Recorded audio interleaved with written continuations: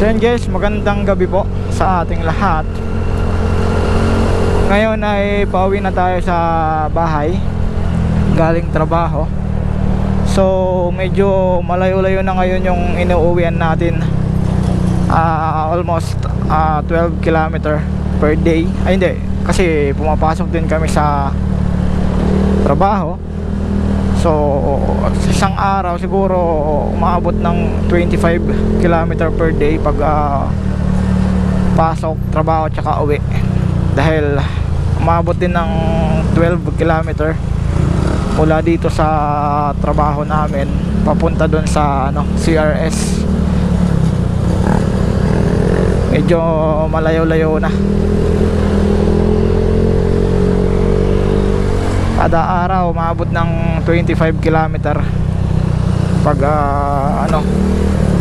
uuwi tsaka papasok. Dito na pala guys yung carnival dito sa may Anibong. Ayan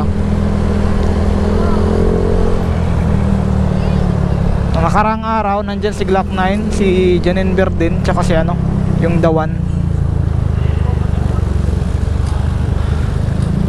Kaso lang may nagkagulo nung gabing yun nung kay Glock 9.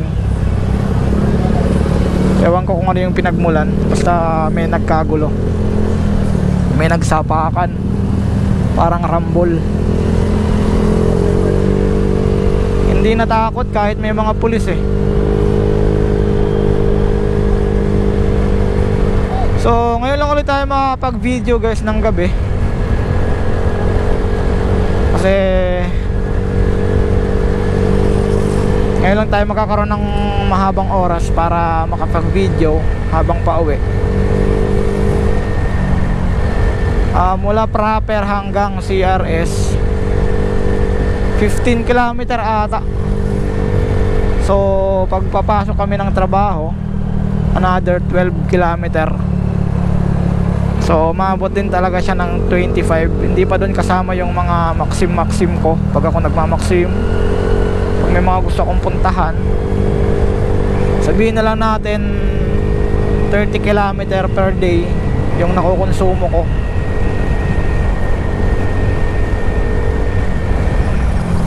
Pag kasama yung maxim, sabihin na lang natin 50, diba? Na-miss ko to makapag-video ng gabi habang pauwi.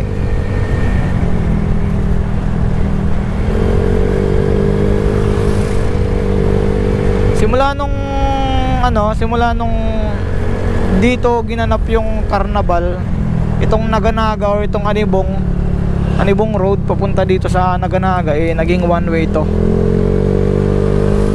Pinapayagan lang yung ibang sasakyan na pumasok dito pag taga dito yung mga nakasasakyan. Pero yung normal na hindi pinapayagan kasi one way. Pinapayagan silang pumasok yung mga taga dito dahil para hindi na sila umikot. Ayan, kagaya ng ganyan ayan. Kasi doon nakasarado. Ayan Yan, kinakausap bago pumasok. Pero pag normal na araw like umaga, pwede doon, two-way doon. Vice versa yung daanan dyan. Pwede balikan kasi wala naman tao walang tao sa carnival. So magpipiesta na pala dito sa Tacloban, kaya ganon, merong carnival dyan. By the way guys, nagpalit na pala tayo ng V-belt tsaka flyball dito kay Redick o dito sa Honda Click natin. So nagpalit tayo noong 24,800. So ngayon is 25,286. So almost 500 pa lang yung naitakbo nung V-belt natin tsaka flyball. Bale yung brand pala na ipinalit natin sa V-belt mula Genuine, pinalitan natin o gumamit tayo ng Seaworks Toyota Chusho. Ganon din po yung flyball natin, Seaworks Toyota Chusho din yung pinalit natin. So sa ngayon di ko pa alam kung maganda ba yung performance nito kasi ilang kilometer pa lang naman yung naitatakbo. sana tumagal din siya. Tatandaan natin 24,800 mula nung nagpalit tayo. Subukan natin kung ilang kilometer yung V-belt bago magpalit, tsaka yung flyball bago mapudpud. Subukan din natin kung ilang kilometer, kasi since hindi naman siya genuine, malalaman natin yan kung ilang kilometer bago tayo magpalit ulit. So unang palit pa lang natin dito sa flyball natin dito kay Redick, tsaka yung V-belt pala, sorry, yung V-belt unang palit pa lang natin. Yung flyball naman is pangalawa na mula JVT. Nung una genuine, pangalawa JVT, pangatlo is itong SeaWorks natin na Toyota Chusho. Bale, nakita ko to sa vlog ni Sir Romel, so shout out po kay Sir Romel. Dahil syempre kahit papaano nakakapag-explore tayo ng flyball, 'di ba? Di ko pa may kung goods ba, pero maraming nagsasabi na goods talaga yung SeaWorks, kasi Japan brand daw po yung SeaWorks. Pero mas maganda talaga na tayo mismo yung makasaksi, di ba? Kung good quality ba talaga yon. Pero malalaman talaga natin yan kung quality ba talaga yung SeaWorks, since unang gamit pa lang natin dito kay Redick.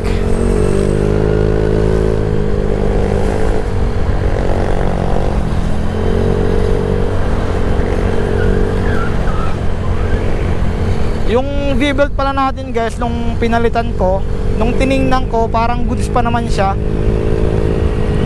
Matigas pa naman, tapos wala pa naman siyang gate, wala pa naman siyang sinyalis na mapuputol na.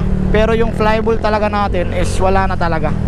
Kailangan na talaga natin magpalit kasi may mga tama na talaga So hindi na siya pwedeng gamitin. Yung V-belt, tingin ko pwede pa naman yun, pero syempre sumusunod lang tayo sa kung ilang kilometer bago magpalit, di ba? Yun lang yung sinusunod natin.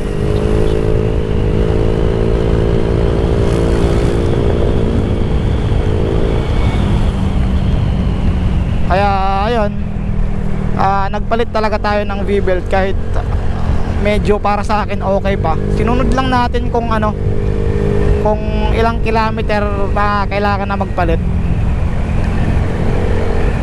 Bale, sinerch ko din yon kung ilang kilometer. So lumabas doon 20,000 to 24,000 kilometer bago magpalit.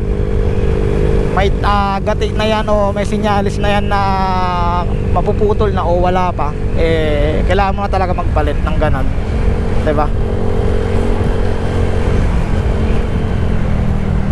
So sa mga gustong sumubok nga pala guys ng SeaWorks na binili natin na V-belt tsaka flyball, ilalagay ko na lang po guys sa description yung product, para hindi na kayo maghanap, hindi na kayo mahirapan bumili, para masubukan nyo din yung quality ng SeaWorks, diba?